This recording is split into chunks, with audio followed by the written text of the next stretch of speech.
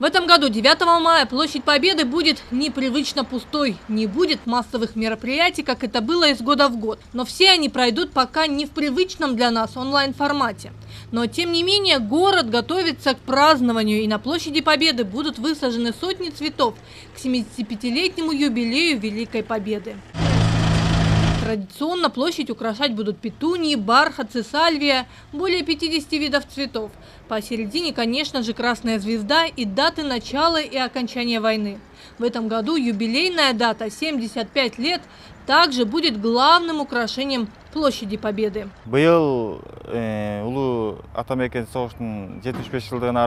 этом году мы постарались украсить площадь Победы по-особенному, ведь это юбилейная дата. Мы собрали самые яркие цвета, которые будут цвести все лето и украшать площадь. Здесь собрано около 50 видов цветов.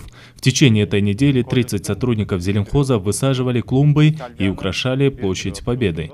Конечно же, от празднования Дня Победы Кыргызстан не отказывается. Сейчас идет большая подготовка. Так, к примеру, в Театре оперы и балета и в Национальной филармонии пройдут концерты, но, к сожалению, без зрителей. Посмотреть их можно будет только онлайн на государственных каналах. Будут онлайн-концерты, которые будут проходить у нас сейчас в Театре оперы и балета, готовится на русском языке, концерт военных песен.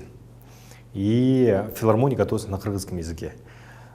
Потом у нас в средствах массовой информации постоянно будут выходить, конечно, наши актеры, актрисы, которые, художественно, по крайней мере, будут читать стихи про войну. Будет разные детки участвовать в разных акциях, также, когда будут они читать стихи, петь песни, все это будет освещаться в средствах массовой информации. Они вновь пройдут бессмертным строем. Сотни ветеранов Великой Отечественной войны не будут забыты. И даже в условиях пандемии не будет остановлен бессмертный полк. Сейчас на сайте Бессмертного полка Кыргызстана сотни историй солдат Великой Отечественной войны. Люди выкладывают истории своих героев с хэштегом «Бессмертный полк дома», «Бессмертный полк Кыргызстан 2020».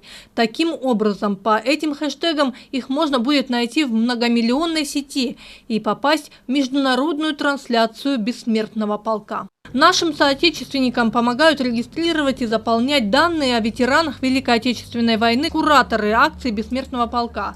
В Бишкеке Зульфира Хабибулина, а в Аше Алена Смирнова. До 9 мая каждый может выложить историю ветерана на ресурсы, ссылки на которые здесь выложены. Вот по пунктам посмотрите. Разместить видеосюжеты.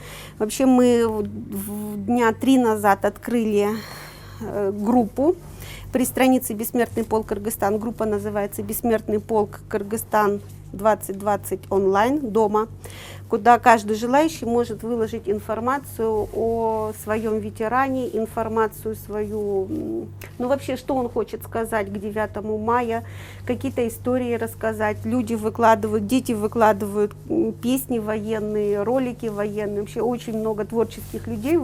А также есть наша региональная страница на сайте «Мой полк.ру», страница Кыргызстан, и там тоже по городам идет. Туда выкладываются истории своих ветеранов. Вот она, наша региональная страница. И вот тут вот пошли истории. И с каждым днем истории увеличиваются.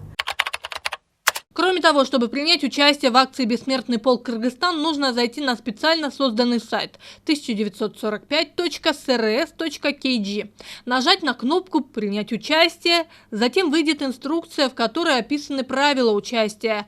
Затем вы должны нажать кнопку «Продолжить» и откроется анкета участника Великой Отечественной войны. Поля, обязательные для заполнения, помечены звездочкой. После нужно нажать кнопку «Отправить» и запомнить код, по которому можно отследить статус заявки. Этот день победы порохом пропах. А 9 мая бессмертный полк хоть и дома, но встретит День Победы. Каждый из нас с портретом своего солдата может выйти к окну своей квартиры или на улицу в частном доме и спеть песню «День Победы».